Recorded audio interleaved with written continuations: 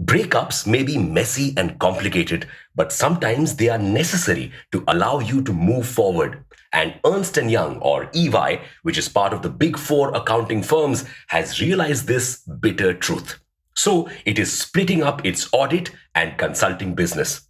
But like any breakup, this split will come with its own challenges. Wondering what they are? Welcome back to Revolution Read On, a daily podcast where we break down one story from the world of business and finance. Click on the subscribe button to never miss an update from us. Here's your story for today. EY and the other big four firms, that's KPMG, Deloitte, and PwC, have been minting money by providing both advisory and auditing services to companies.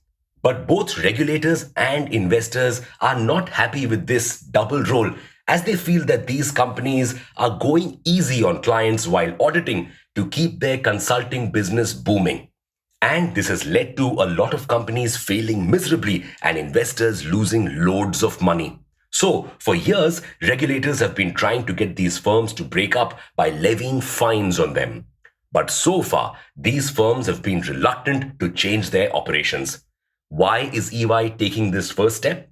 Because EY feels breaking up could be more profitable. Thanks to the pesky regulators and their laws, EY often can't provide audit services to consulting clients and consulting services to audit clients. This is a huge loss for EY. So it wants to split up and tackle both audit and consulting for these clients. Its $18 billion audit arm is set to keep the EY name, while the consulting arm will get a new name and an IPO in which it will dilute 15% stake to external investors. The company expects an additional $10 billion in revenue just for its consulting services after the breakup. But its audit arm could be in trouble. Even though EY is a reputed Big Four firm, its audit business has been facing trouble in the last few years, especially since the Wirecard scandal. Back in 2011, EY was appointed the sole auditor for Europe-based payments company Wirecard. This happened because investors were worried something sketchy was going on at Wirecard. Spoiler alert, they were right. The company had fake clients, inflated profits, and was involved in fraud.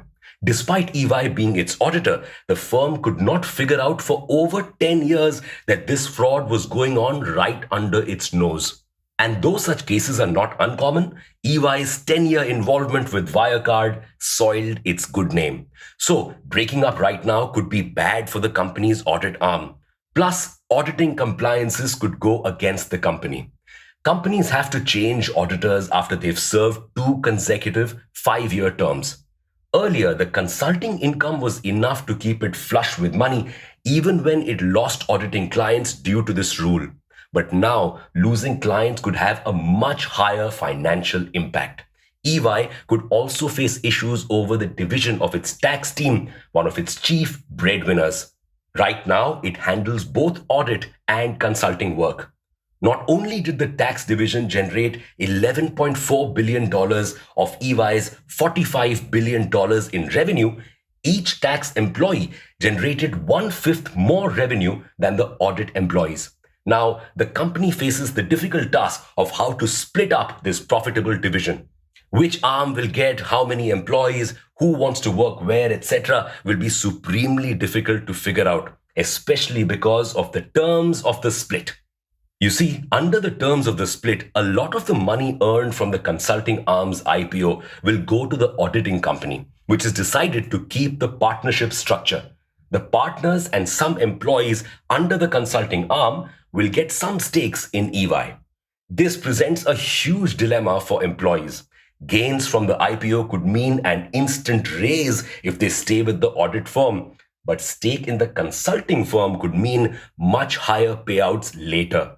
And while EY is trying to sort out this mess, some companies could benefit from its confusion, like the other big three firms that are already preparing to poach tired EY employees. A lot of smaller firms could also stand to gain clients during this period. However, one aspect that isn't quite so clear is the impact of the split on India. EY may be the third ranked out of the big four globally, but things are different in India. Here, it ranks first. Probably because it has already divided its audit and consulting arms in India. Yes, in India, its audit arm is called SRBC and Company, but this means the EY name will all but disappear from India. Huh?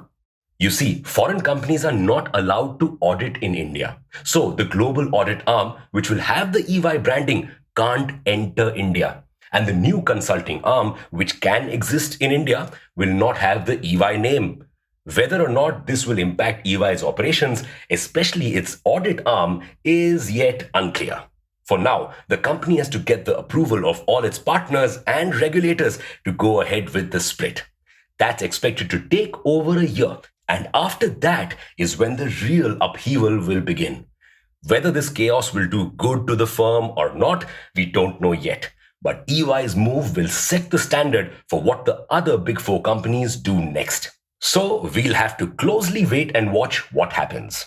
And with that, it's a wrap on today's story. Thank you for listening to this episode. We'll be back with more tomorrow.